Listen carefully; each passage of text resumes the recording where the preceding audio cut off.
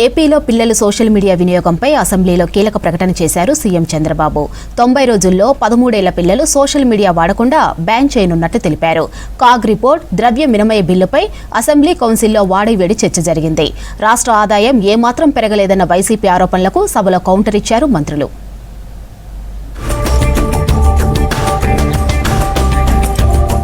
ఏపీలో 13 ఏళ్లలోపు పిల్లలు సోషల్ మీడియా వాడకుండా నిషేధం విధించనున్నట్లు తెలిపారు సీఎం చంద్రబాబు. 90 రోజుల్లో ఈ కార్యక్రమానికి శ్రీకారం చుడతామన్నారు. సోషల్ మీడియా వల్ల పిల్లలు నష్టపోకూడదన్నారు.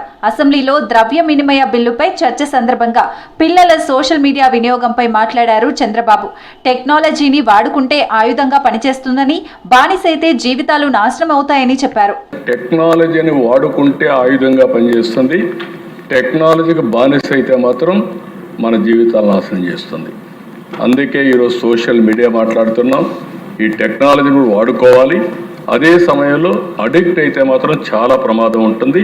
ఏపీ భవిష్యత్తు కోసం కూటమి సర్కారు కొనసాగాలని ప్రజలు కోరుకుంటున్నారని చెప్పారు డిప్యూటీ సీఎం పవన్ కళ్యాణ్. 5 ఏళ్లలో వైసీపీ సర్కార్ ఆర్థిక విధ్వంసం చేసిందని విమర్శించారు. వాళ్ళు తక్కువ మందే ఉన్నా ఎక్కువగా మాట్లాడతారని ఆరోపించారు. ద్రవ్య వినిమయ బిల్లుపై చర్చ సందర్భంగా సభలో మాట్లాడారు పవన్. వైసీపీని ఎదుర్కోవాలంటే కూటమి నేతలంతా ఐక్యంగా ఉండాలని చెప్పారు. వాళ్ళే తిట్టి వాళ్ళే అబ్యూస్ చేసి మళ్ళీ మనం తిట్టామని చెప్తారు. కల్తీలు వాళ్ళే చేస్తారు. కానీ మనం డిఫెండ్ చేసుకోవడానికి irrespective of from different parties మనం రాష్ట్ర ప్రయోజనాలకి మనందరం ఒకే గలంతో ఉండాలని మనస్ఫూర్తిగా మీ ద్వారా నేను అందరూ ఉండాలని కోరుతున్నాను.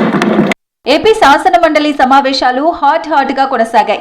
ద్రవ్య వినిమయ బిల్లుపై మండలిలో వైసీపీ, టీడీపీ సభ్యుల మధ్య మాటల యుద్ధం నడిచింది. గతం కంటే ఏపీ ఆదాయం అన్ని రంగాల్లో తగ్గిందన్నారు ఎమ్మెల్సీ బొత్స సత్యనారాయణ. దీనికి కౌంటర్ ఇచ్చిన లోకేష్, ఏపీని 5 ఏళ్లు వైసీపీ నాశనం చేసిందన్నారు. ఏపీ ఆదాయం గతం కంటే పెరిగిందన్నారు మంత్రి. డైరెక్ట్ గారితో మాట్లాడి అవన్నీ జరిగేలేదో మీరు చూడండి. పెద్దలు లీడర్ ఆఫ్ అపోజిషన్ గారు ప్రభుత్వం కంటిన్యూస్ ప్రాసెస్ అని ఒక మాట అన్నారు అధ్యక్ష. మళ్ళీ అమరావతి ఎందుకు ఆ పనులు ఆపేశారు అధ్యక్ష? మళ్ళీ అన్న క్యాంటీన్ ఎందుకు మూసేశారు అధ్యక్ష? ప్రభుత్వం చర్చించడానికి సిద్ధంగా ఉంది, వినేదానికి సిద్ధంగా ఉంది. కాగ్ రిపోర్ట్ పై మండలిలో అధికార ప్రతిపక్షాల మధ్య వాడివేడి చర్చ జరిగింది. రెవెన్యూ, జీఎస్టీ వసూళ్లలో దేశంలో ఏపీ 22వ స్థానంలో ఉందని తెలిపారు ఎమ్మెల్సీ బొత్స. 0 వడ్డీ కింద ఎవరికీ వడ్డీ ఇవ్వలేదన్నారు.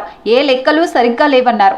బొత్స ఆరోపణలను కౌంటర్ ఇచ్చారు మంత్రులు పయ్యవుల కేశవ్, ఆనం రామనారాయణ రెడ్డి.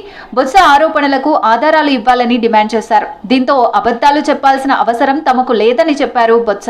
గతంలో కన్నా రెవెన్యూ 24% ఎక్సైజ్ లో పెరిగింది, 33% మైనింగ్ లో పెరిగింది. ఎందుకు పెరిగింది? ఆ డబ్బులు పక్కకు పోయేది మానేసి ఖజానాలోకి రావడం మొదలైంది. నేను చెప్పింది కాగ్ రిపోర్ట్. 9 నెలల కాలంలో 22వ స్థానంలో ఉంది కాగ్ రిపోర్ట్. తిరుమల తిరుపతి దేవస్థానం ఈవోగా ముద్దాడ రవిచంద్ర బాధ్యతలు స్వీకరించారు. ఉదయం 7:34 బాధ్యతలు చేపట్టారు. తర్వాత టీటీడీ పాలక మండలి సభ్య కార్యదర్శిగా ప్రమాణ స్వీకారం చేశారు.